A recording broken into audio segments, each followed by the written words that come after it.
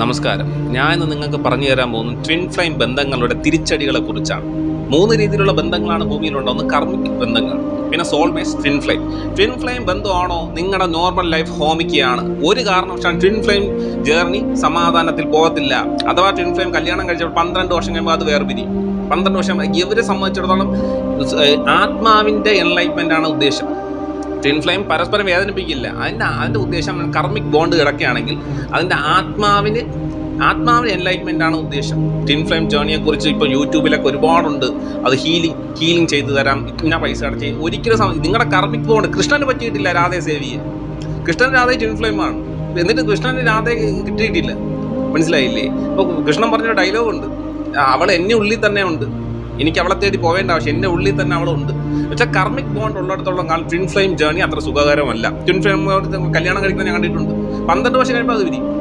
മനസ്സിലായില്ലേ? ഒരു വേടവട്ട കാലം കഴിയുമ്പോൾ ട്വിൻ ഫ്ലെയിം തമ്മിൽ വേർപിരിയും. ഇത് കുറേ കാലം അടിയും പിടിയുമായിരിക്കും. ട്വിൻ ഫ്ലെയിം തമ്മിൽ നിങ്ങൾ തമ്മിൽ അഗാധമായ നോർമൽ ലവ് അല്ല, അഗാധമായ ഒരു പ്രണയമായിരിക്കും. പക്ഷേ അത് നിങ്ങൾക്ക് പിരിയാനും പറ്റത്തില്ല, ഈ മതിരിച്ചിട്ട് ഇറക്കാനും പറ്റത്തില്ല, കഴിച്ചിട്ട് തുപ്പാനും പറ്റത്തില്ല എന്നൊരു ഇതായിപ്പോൾ. മനസ്സിലായില്ലേ? ട്വിൻ ഫ്ലെയിം ജേർണി എന്ന് വെച്ചാൽ അപകടം പിടിച്ചൊരു പാത്ത് തന്നെയാണ്.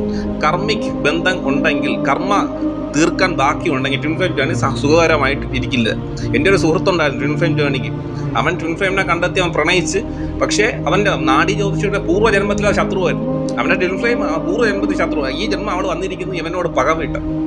മനസ്സിലായില്ലേ? ട്വിൻ ഫ്ലെയിം ജേർണിയുടെ. പക്ഷെ അവർക്കിത് അറിയത്തില്ല. നമ്മളിപ്പം ഉപാസനയിൽ പ്രാണി ഹീലിംഗ് വെച്ച് നോക്കുമ്പോഴാണ് നമുക്ക് എനർജിയുടെ സെൻസ് അനുസരിച്ച് അവരുടെ ട്വിൻ ഫ്ലെയിം കണ്ടെത്തുന്നത്. മനസ്സിലായില്ലേ? അവൻ പിന്നെ ഒരുപാട് പ്രശ്നങ്ങൾ അനുഭവിച്ചു. ട്വിൻ ഫ്ലെയിം ജേർണിയാണോ ഒരുപാട് പ്രശ്നങ്ങൾ അനുഭവിക്കും. 3 രീതിയിലുള്ള ബന്ധങ്ങളാണ് ഭൂമിയിലുണ്ട്. ഒന്ന് കർമ്മബന്ധങ്ങൾ, കർമ്മിക് ബോൺസ്. എന്നാൽ കർമ്മിക്കായിട്ടുള്ള റിലേഷൻഷിപ്പ് വരുന്നത് നമുക്ക് എന്തെങ്കിലും പഠിപ്പിച്ചു തരാനാണ്. ഒന്നീ നമുക്ക് നല്ലൊരു 8ൻ്റെ പണി തരാം, അല്ലെങ്കിൽ ഒരുപാട് സന്തോഷം തരാം. എന്തോ ഒരു കർമ്മബന്ധത്തിൻ്റെ ഭാഗമായി അത് ഈ ജന്മം മാത്രമേ കേൾക്കത്തുള്ളൂ. ഈ കർമ്മ പോയപ്പോൾ അത് വേർപിരിഞ്ഞ് പോകും.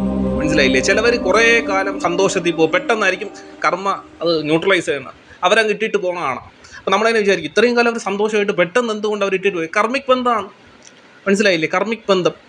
പിന്നെ സോൾമേറ്റ്സ് ഉണ്ട്. സോൾമേറ്റ്സ് റിലേഷൻഷിപ്പിലായ അവർ പിന്നെ ചിലവർ സന്തോഷകരമായിട്ടായിരിക്കും. അവർക്ക് വിവാഹജീവിതത്തിലും വലിയ പ്രശ്നം. അവർ സോൾമേറ്റ്സിനെ ആയിരിക്കും കല്യാണം കഴിക്കുന്നത്. എല്ലാവരുടെ ഉദ്ദേശം അതായിരിക്കണം, സോൾമേറ്റ്സിനെ കല്യാണം കഴിക്കുക. അത് ഭാഗ്യമുള്ളവർക്ക് കിട്ടത്തുള്ളൂ.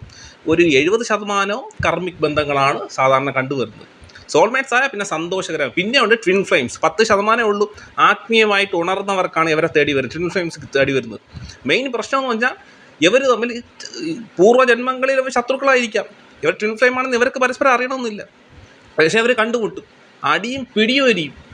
മനസ്സിലായില്ലേ? ഒരു കല്യാണം കൂടെ കഴിച്ചാലേ 12 വർഷം കഴിയുമ്പോൾ ഒരു വേടവട്ടം കാലം കഴിയുമ്പോൾ ട്വിൻ ഫ്ലെയിമിന് ഒരു വേർപിരിവുണ്ട്.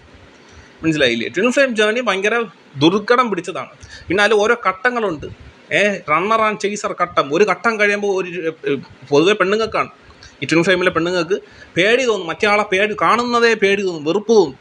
കാണുന്നതേ വെറുപ്പ് തോന്നും. അയാളെ കാണുമ്പോൾ എന്ന് വെച്ചാൽ ഇതുവരെ കിട്ടാത്ത ഒരു സ്നേഹം, ഒരു വല്ലാത്തൊരു സ്നേഹമായിരിക്കും ട്വിൻ ഫ്ലെയിം തമ്മിൽ ഒന്നിക്കുമ്പോൾ. അവർ ഈ ആത്മാക്കൾ തമ്മിലൊരു സ്നേഹമുണ്ട്.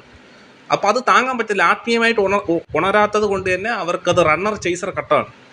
അവർ കാണുമ്പോഴേ പേടി തോന്നും. അവർ ഇറങ്ങി ഓടും. ഇപ്പം മൈപ്പീലി കാവിൽ കുഞ്ചാക്ക ബോബനും ജോമോളും കൂടെ. അപ്പോൾ ആ നടിക്ക് കുഞ്ചാക്ക ബോബനെ കാണുമ്പോൾ അതിൽ ഓരോ റീസൺസ് ഉണ്ട്.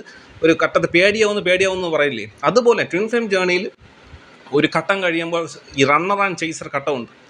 അത് എൻലൈറ്റ്മെൻ്റ് ആയിട്ടില്ല, അതും ആത്മീയമായിട്ട് ഉണർന്നിട്ടില്ലാത്തവരെ തേടിയാണ് അത് വരുന്നത്. അത് വന്നാൽ ഈ പൊതുവെ പെണ്ണുങ്ങൾക്കാണ്. മറ്റേ ആളെ കാണുമ്പോഴേ പേടി തോന്നും. എന്നാൽ അയാളുടെ ശത്രുവൊന്നുമല്ല, അയാളെ കാണുമ്പോഴേ സ്നേഹത്തിൻ്റെ ഒരു പേടി തോന്നും. അവർ പെട്ടെന്ന് മാറിപ്പോകും. അവർ പറയും ഇത് ശരിയാവില്ല, ഇത് നമുക്ക് മുന്നോട്ട് പോകാൻ പറ്റത്തില്ല. അതാണ് ട്വിൻ ഫ്ലെയിം ജേർണിയുടെ മെയിൻ പ്രശ്നം. അവർ കല്യാണം കൂടെ കഴിച്ച പകുതി 12 വർഷം കഴിയുമ്പോൾ അവരിത് പറയും.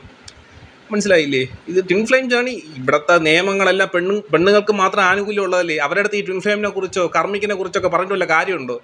മനസ്സിലായില്ലേ? ഇവിടെ എന്ത് പറഞ്ഞാലും ഈ സ്ത്രീകൾക്ക് മാത്രം അത് നല്ലൊരു കാര്യം തന്നെയാണ്, സമ്മതിച്ച്. പക്ഷേ ട്വിൻ ഫ്ലെയിമിനെ കുറിച്ചോ സോൾമേറ്റ്സിനെ കുറിച്ചോ കർമ്മിക് ബന്ധങ്ങളെ കുറിച്ചോ വല്ലതും പറഞ്ഞിട്ട് വല്ല കാര്യമുണ്ടോ? ഇപ്പോൾ ട്വിൻ ഫ്ലെയിം ജേർണിയാണോ നിങ്ങൾ അവിടെ നിന്ന് പോകണം? ട്വിൻ ഫ്ലെയിമിനെ കണ്ടുപിടിക്കാൻ എളുപ്പമാണ്. വേറെ ഒരു ഉപാസന ഉണ്ടാവണം. പിന്നെ എനർജി ലെവൽ നമുക്ക് സെൻസ് ചെയ്യാൻ പറ്റണം. പ്രാണി ഹീലിങ്ങോ റെയ്ക്കിയോ എന്തെങ്കിലും പഠിച്ചിരിക്കണം. സിമ്പിളാണ് ഇത് കണ്ടുപിടിക്കാൻ. ഉപാസനയുള്ള ആൾ റെയ്ക്കിയോ പ്രാണിക്കോ കണ്ടുപിടിച്ചാൽ സിമ്പിളായിട്ട് സ്വന്തം എനർജി സെൻസ് ചെയ്ത് ട്വിൻ ഫ്ലെയിമിനെ കണ്ടെത്താൻ പറ്റും. ഒരാൾക്ക് ഒരു ട്വിൻ ഫ്ലെയിമേ കാണത്തുള്ളൂ. കണ്ടുപിടിക്കാൻ എളുപ്പമാണ്. മനസ്സിലായില്ലേ? ഈ കൈരേഖ, ഫിംഗർ രേഖ, അത് നിങ്ങൾക്ക് ഉള്ളതുപോലെ നിങ്ങൾക്ക് മാത്രമേ ഉള്ളൂ. അതുപോലെ നിങ്ങൾക്കൊരു ട്വിൻ ഫ്ലെയിമേ കാണത്തുള്ളൂ. അപ്പം ഞാൻ പറഞ്ഞു വരുന്നത് twin flame journey സുഖകരമല്ല.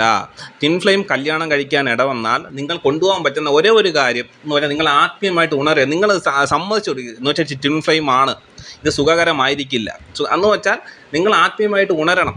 Healing, inside heal ചെയ്യണം. നിങ്ങളുടെ കർമ്മ ബോണ്ടേജ് കുറയ്ക്കുന്നതനുസരിച്ച് ആ ബന്ധങ്ങൾ മുന്നോട്ട് പോകത്തുള്ളൂ. എന്ന് വെച്ചാൽ ഈ രണ്ട് ആത്മാക്കൾക്ക് ഉദ്ദേശം എൻലൈറ്റ്മെൻറ്റാണ്.